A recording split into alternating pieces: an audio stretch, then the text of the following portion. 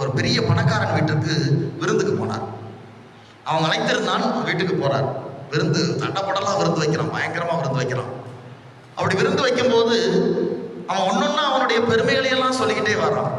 அந்த ஞானிட்ட சொல்லிக்கிட்டே வரான், அந்த குருவானவர் சாமியார். இங்க பாருங்க, இது இவ்வளவு பெரிய மாளிகை, எத்தனை கோடியில நான் கட்டி இருக்கிறேன், இது எல்லாமே பளிங்கு கற்களாலே செய்யப்பட்டது, இது எல்லாம் யானை தன்னங்களை கொண்டு இதை செய்திருக்கிறேன் இப்படின்னு ஒன்னொன்னா அடுக்கிக்கிட்டே வரான்.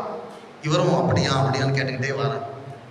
எல்லாம் முடிஞ்சு அவர் கிளம்புறப்ப அந்த பணக்காரனை கூப்பிட்டு அவர் பாக்கெட்ல இருந்து தேடி ஒரு சின்ன குண்டூசி எடுத்து அந்த பணக்காரன் கையில கொடுக்குறார்.